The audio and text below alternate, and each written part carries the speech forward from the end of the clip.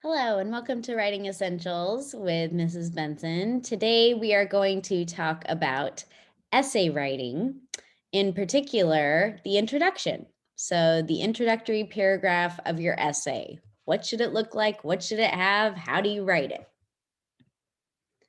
So, when writing your introduction, pay close attention to your first sentence.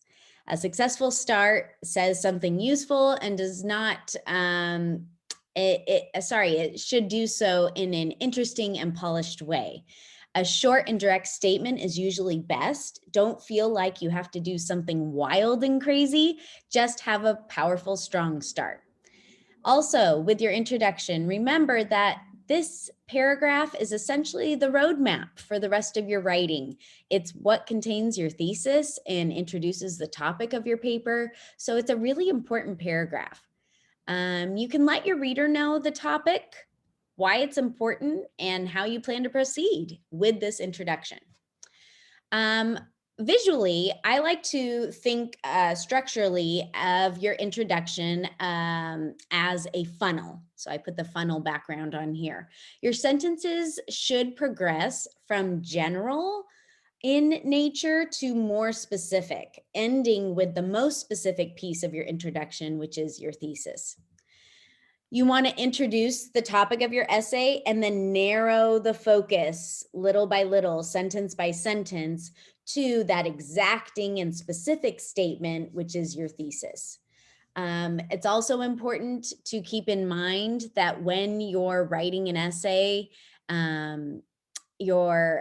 for literary analysis in particular, you want to use present tense. So even if you're giving background description of a story and what happened, you want to use the present tense, and it's called the literary present to convey that thought.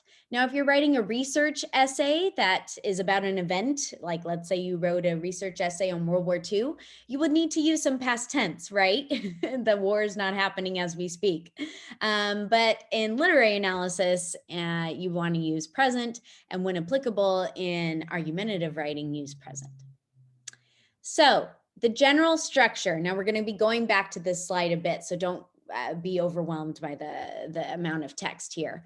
The general structure for an introductory paragraph is to have some kind of a hook, an attention grabber, provide background on the text that you're analyzing or the topic that you're presenting, focus to the topic at hand, so narrow to the topic of your essay, and then end with the thesis. So let's go through each of these parts.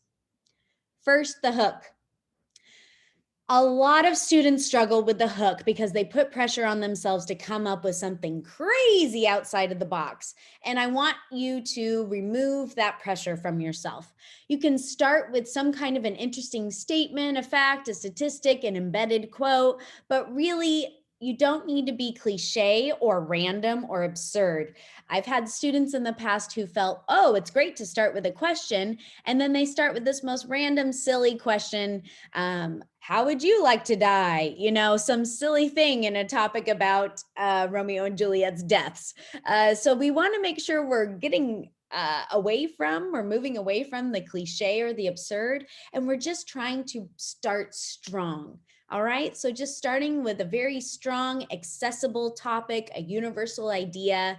A quote is okay, but don't forget to embed it. It's strange just to have a quote from left field that has nothing to do with the author or writer of the piece that I'm discussing or analyzing. So really take the pressure off, just try to be clear and direct and grab your reader's attention. Here are some examples. So this is an essay on To Kill a Mockingbird. Sleepy Maycomb, like other Southern towns, suffers considerably during the Great Depression. Poverty reaches from the privileged families to the impoverished ones. And then transition to the background of the story, in To Kill a Mockingbird, so on and so forth. So that's the start. Another example of a start, this is an essay on All Quiet on the Western Front. The terrifying scenes a soldier experiences on the front often follow him throughout his life if he manages to survive the war. Okay, so again, this is nothing crazy. It's not like I'm giving I'm always giving a stat of 999,000 people do this. You can give a statistic, but you don't have to. You just want to start strong, making it clear the significance of your topic and how it's relevant to what you're going to be talking about moving forward. All right, the next essential component is background. This is really important. You want to provide background on either your topic or your literary text that you're analyzing. So let's focus more on a literary text because you'll often find yourself there. When you're analyzing a piece of fiction or nonfiction, you want to give me a little bit of background on the piece that you're analyzing. So I like to go to those 5 journalistic questions: who, what, where, when, why, and give the bare bones sort of essential elements of the background of this work. If you were to summarize, let's say, a play like Romeo and Juliet or a novel like Fahrenheit 451, if you were to summarize it, that would take a plethora of sentences, hundreds of sentences, at least 10, 20 sentences. I don't want a play-by-play of the whole story. I want the essential, kind of like the movie preview version of what this story or poem or play or whatever it is about. So I would aim for, in your introduction, about 2 to 4 sentences of this background. So you're not going to give everything. You're not going to mention every character's name. You're not going to mention every plot point. You're going to give the highlights, the most significant pieces, so that if someone said, hey, what's that story about? And you gave it, it wouldn't be something that took you 5 minutes to explain. It would take you less than a minute, right? It would take seconds. As well as those background journalistic questions, you do want to present what we call TAG, T-A-G, title, author, and genre, if applicable or you think relevant at the time. So the title of the work, the author, the person who wrote it, and then the type of writing it is.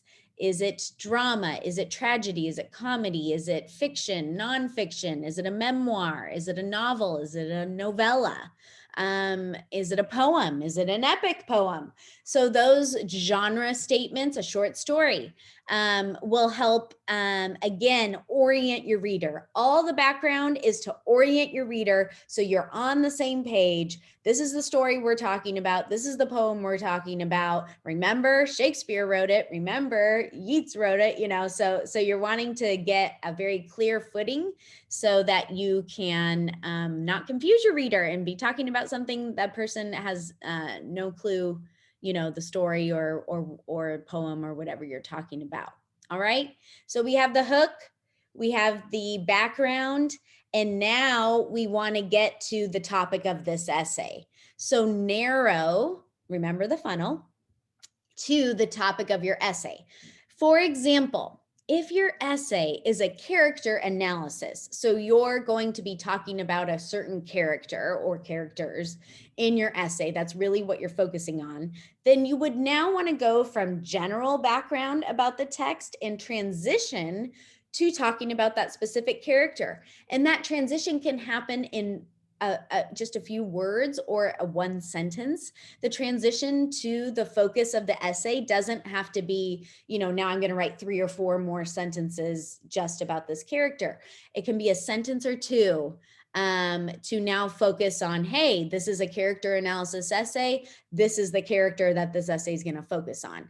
And again, not using that language, but presenting the character, going from generally speaking about the text to now clearly focusing on a specific character in your text. So you want to go from general to more specific.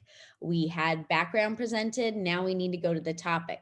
And our last point, the most significant in the introduction, is the thesis. Now, the thesis will be at the end, the very end, the last sentence. Don't put it as your first sentence. The first sentence is the spot to just establish sort of the realm of what we're talking about, to grab my attention, to pull me in and understand what our topic is. You want to end with the thesis because that then unlocks, it's the key to unlock the rest of the essay. So if the thesis is at the beginning and then I give a bunch of background, by the time I get to the first body paragraph, I might have forgotten what the thesis is, what we're really arguing in this essay. So you really want to end your introduction with the thesis so that I can clearly move forward to see the development and the rationale behind that claim. So the thesis is your roadmap. You want to end the introduction with your roadmap. If you want more information about crafting your thesis statement, please watch that video. There's a specific video that I made on thesis writing because I don't want to replay that whole thing here. All right. So in a nutshell, excuse me, I'm going to go back. Don't mind this. These are your main points for your thesis: your hook, background, narrow focus to the topic, and then your thesis. Those 4 big ideas, if you've got them in your intro, I think you're on your way. To close, pardon me, there we are. Sometimes you don't write a whole essay and you only write 1 paragraph or 2 paragraphs in response to a question. If you are finding yourself in a 1 paragraph response situation, you might be thinking, well, how do I handle this introductory stuff? How do I do an introduction when it's only 1 paragraph? And it's micro, it's a lot smaller. You won't have the development and depth and the amount of sentences that you have in a full introductory paragraph, right? You can't. So I recommend you utilize just the first couple of sentences, 1 to 2 sentences for background. So that's that who, what, where, when, why, title, author, genre. That's your first 1 or 2 sentences. And then you present your thesis, and your thesis pretty much essentially serves as your topic sentence for this paragraph. It's where you clearly respond to the prompt and set up your response. And then what follows is your evidence, and it's all contained within that paragraph. So this is when you find yourself in a short answer situation, a 1 paragraph response situation. If you're not giving a full essay, obviously you won't have as much development, but you can still have in a sort of microcosm format the same ideas in the same order. They're just condensed, right?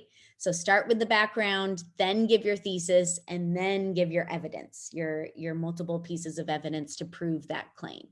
All right, that's it for this time. I hope you have a great time writing your introductory paragraphs. Happy writing, and I'll see you next time.